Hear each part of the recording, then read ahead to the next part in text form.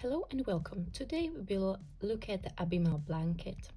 So if this is your first time, thank you very much for stopping by. My name is Mirka and I make stitch and pattern, crochet and Tunisian crochet tutorials.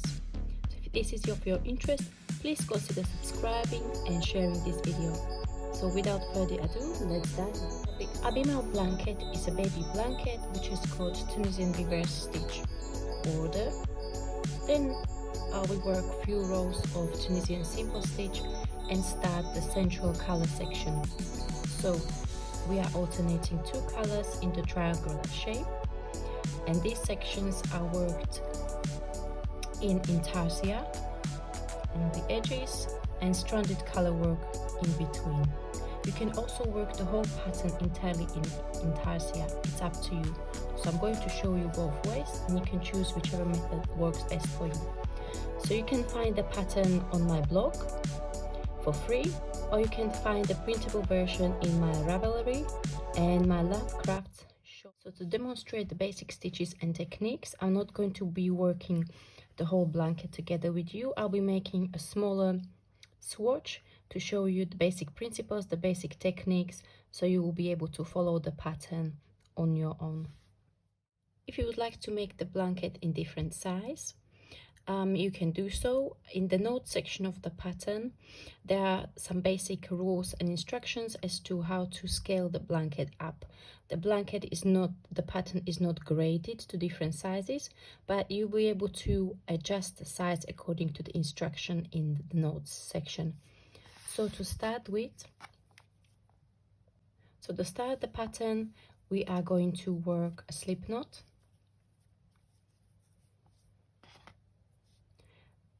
And you will start with chaining 121. I'm going to make a smaller swatch, so I'm going to make a smaller number of chains. So to work chain, you yarn over around the hook and pull through the loop on the hook. That's the basic instructions for how to work chains.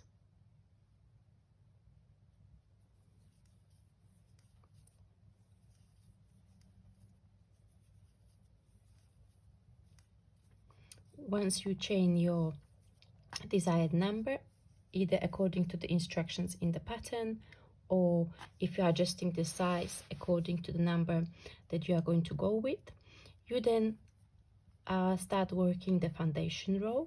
So I like to work the stitches of the foundation row into the back bumps of the chain stitches, but if you prefer, you can work into the top or the bottom loop of the chain stitches. So my personal preference is to work into the back bump, and that is going to make the bottom edge really nice and neat.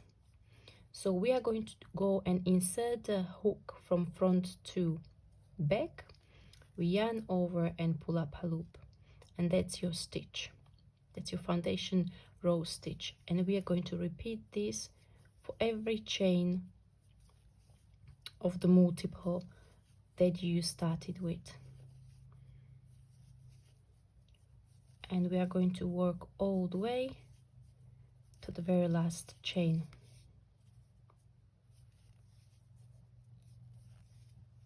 So once you get to the very last chain, that's the end of the forward pass. We will now continue the foundation row with return pass. So we will work chain 1 and we yarn over, pull through 2 loops, and we'll repeat the yarn over, pull through 2 loops all the way to the beginning of the row.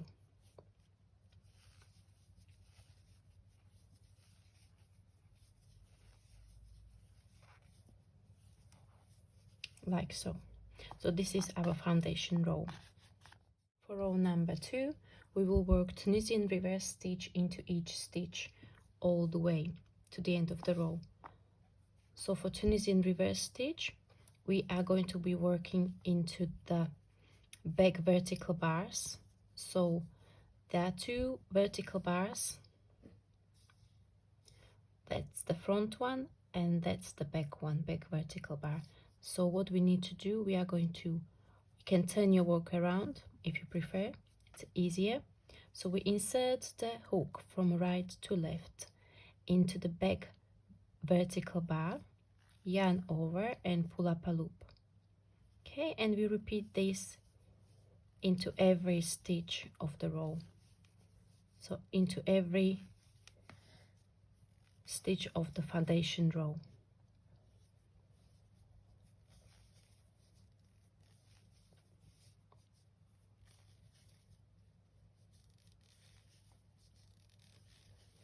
And once we get to the very last stitch, also called end stitch, we are going to work it slightly differently. So there we will work under both of the strands of yarn which are on the right and on the left.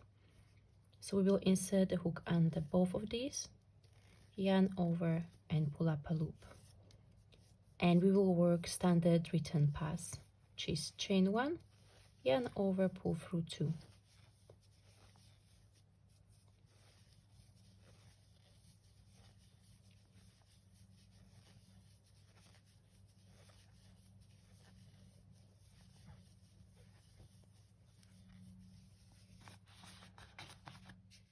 Row number 3 is identical to the row number 2, so we'll work Tunisian reverse stitch across. I'm not going to repeat the row because I've already showed you how to work Tunisian reverse stitch across, so I'm going to jump straight into the row number 4.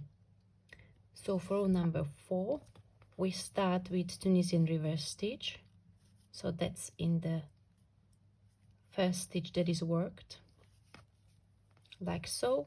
And then we continue with Tunisian simple stitch and to the very last 2 stitches of the row.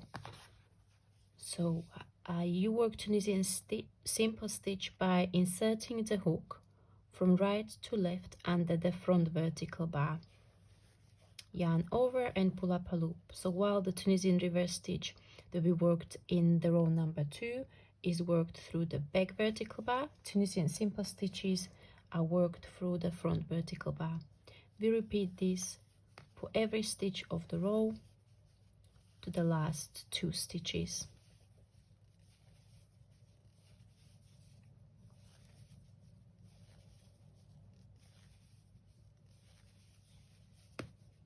Okay, so I'm now on the last 2 stitches. I work Tunisian reverse stitch into the next stitch and end stitch into the very last stitch.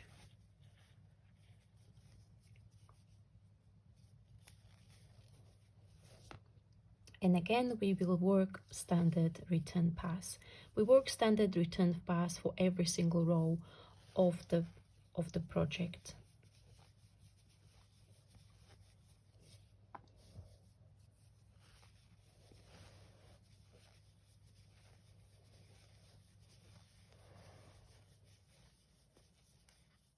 For row 5 to 7, we repeat row number 4.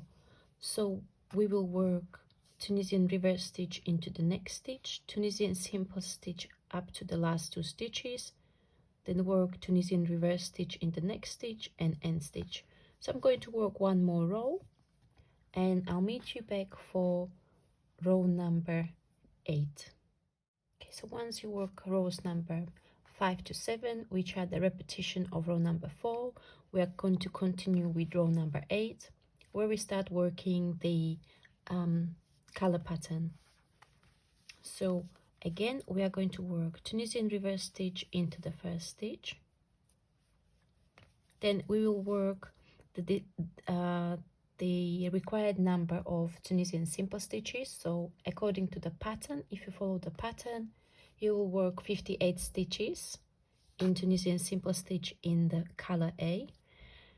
I'm going to only work 5 for my small smudge. That's how the stitch count works for me. And we are going to add the second color, color B. So for me that's blue. We'll insert the hook as for Tunisian simple stitch and we yarn over with the new color.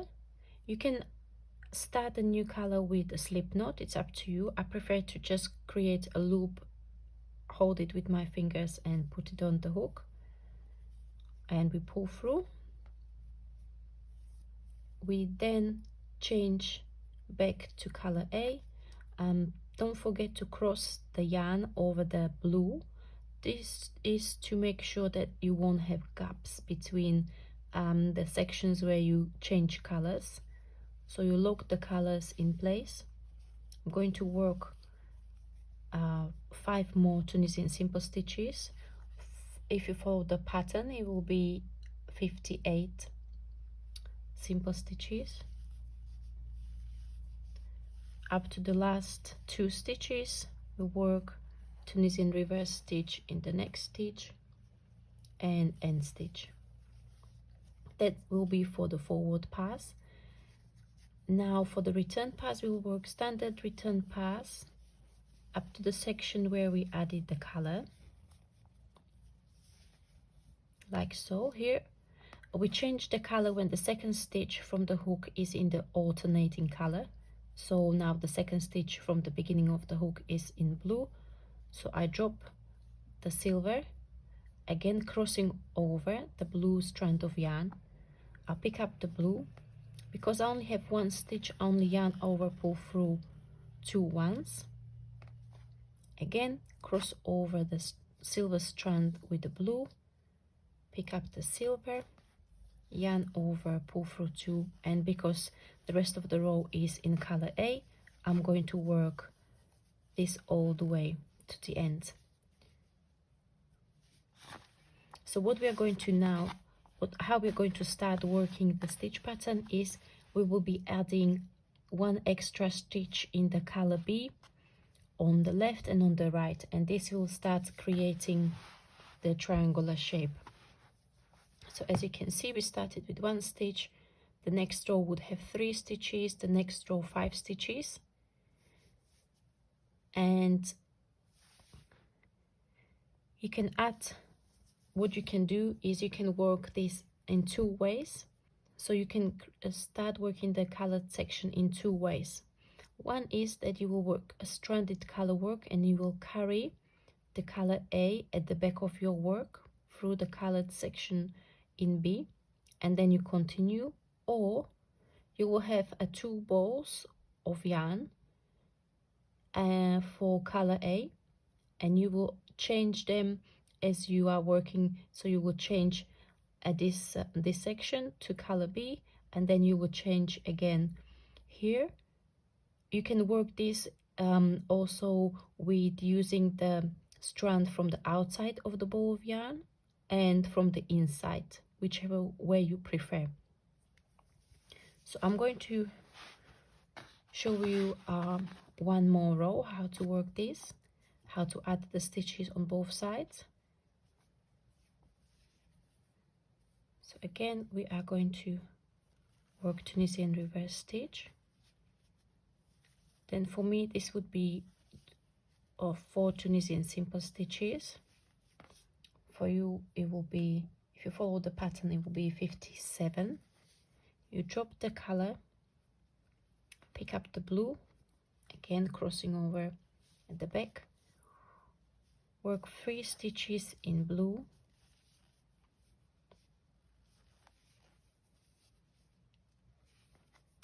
get the silver back, work 4 Tunisian simple stitches for me. For you will be 57, then Tunisian reverse stitch and end stitch.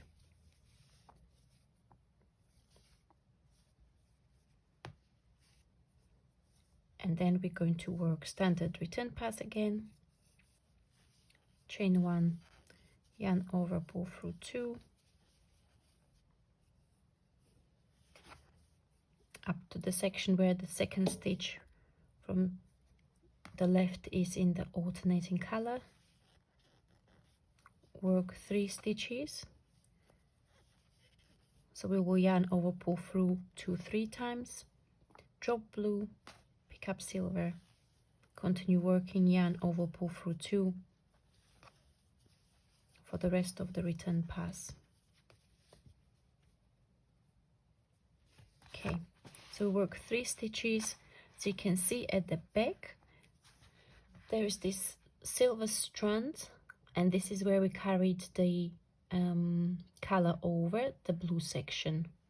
So if you carry over 3 stitches, it's not a big deal if it comes to blankets. If it's more than 5, then the strands become quite long, which might be an issue if this is a baby blanket, so the baby would not caught their little fingers on the strands and pull on it, which can be quite dangerous. It can also damage the blanket. So I'm going to show you how to deal with this, how to deal with the strands, and also what I would recommend is that if you've got more than 3 or 5 stitches, as we have in this section, at some point you will switch from the stranded color work to Intarsia only in these sections. Okay, so you can see here, for the first few rows I did work stranded color work, because you can see how I carried this the stone color, or how I carried it at the back of the work. And then from this row onwards I attached another ball of yarn on the other side, so I worked from 2 balls of yarn, and I had no floats, no strands at the back. Okay, so I'm going to just show you how to deal with the strands and how to lock them. Okay, so again I'm going to work up to the section where I need to change to blue.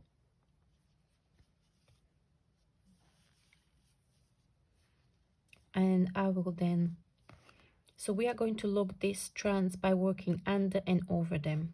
So what I mean is, you insert the hook as for Tunisian simple stitch, but you also going to go under the strand, yarn over and pull up a loop. So that's the first step. And the second step is that you insert the hook and just yarn over and pull up a loop as for normal Tunisian simple stitch. And as you can see, by doing this, you created another strand of yarn which was worked over the float, and this locked it in a place, so it literally halved the length of the strand.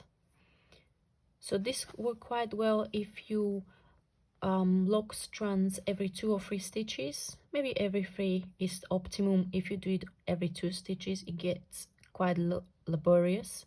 There's not a benefit, too much benefit that you add by working every 2nd stitch in comparison to every 3 stitches. If it goes longer than 3, then the floats are still quite long. So 3 is kind of the sweet spot of how often you need to lock your strand of yarn. Okay, so I'm going to continue working 2 more stitches here, pick up the silver and work up to the last 2 stitches, work Tunisian reverse stitch and stitch. Okay, and again we work standard return pass, chain 1, yarn over, pull through 2 up to the colored section, cross over, pick up the blue, continue working with blue until the 2nd stitch from the beginning of the hook, from the tip of the hook is in the other color. Bring back the silver and continue working. Okay, so now as you can see, this float there is quite large, so you would need to lock it in 2 places. So at this point I would usually add another ball of yarn to the other side of the silver, and I would continue working in silver. So just for this small swatch I'm not going to be doing that. So the next step is to add the color C. So to the pattern we are also going to be adding another color. Okay, so as you can see, at some point I added new color and I started working the triangular pattern here. So I will, at the same time, I will have the color A attached, color B, and I started working color C here up to the certain point where I then stopped with color B and I just continued with color C.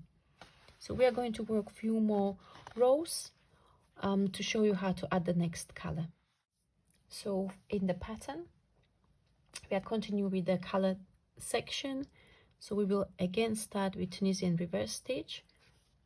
This is true throughout the pattern, where we start with Tunisian reverse stitch and then we work one Tunisian reverse stitch before the end of the row, before the last end stitch.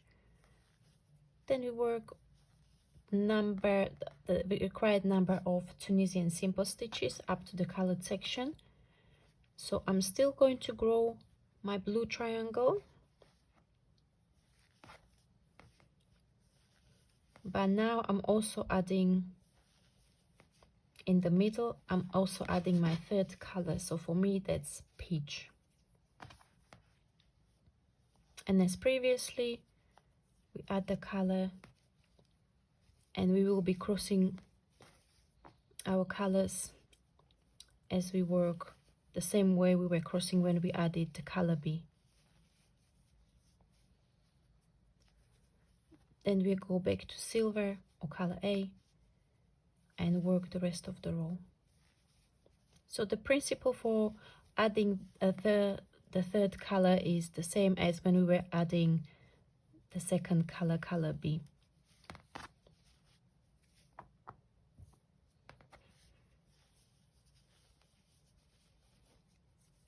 The only difference is that now we are working with the two colors in the centered section. So don't forget to keep changing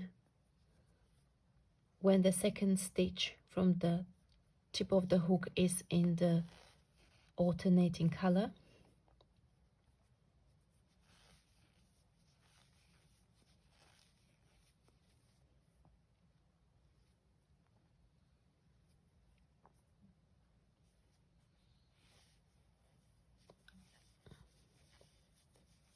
Like so. So this is the basic principle of how to work the colored section. You will then follow the diagram that is in the pattern and also the written instructions. Once you complete the colored section, there's few more rows in A where you work basically to match the bottom of the blanket. So as you can see, we had a few rows of Tunisian reverse stitch, then a few rows of plain Tunisian simple stitch up to the colored section. So we are repeating the same on the top. Once we finish the colored section, we have few more rows of Tunisian simple stitch, then Tunisian reverse stitch, and then we bind off. So what I'm going to do, I'm going to work a couple of plain rows on the top of my swatch to match the top, and then I'm going to show you how to bind off the project.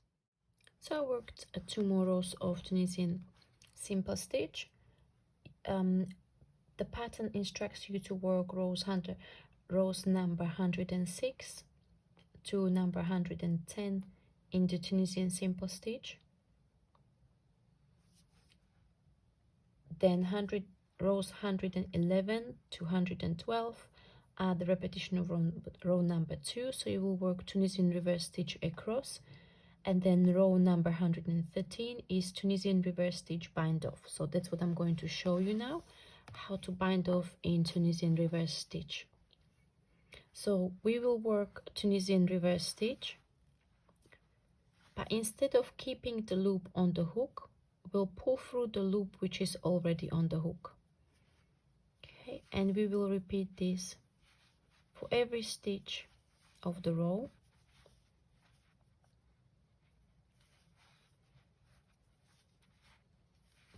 And this will help us to match the bottom edge to the top edge. So this will create a chain on the top, and this will make the row below look like row of Tunisian reverse stitch.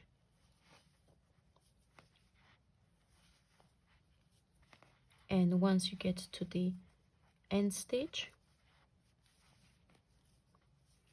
you will work your end stitch as normal and also pull through the loop on the hook.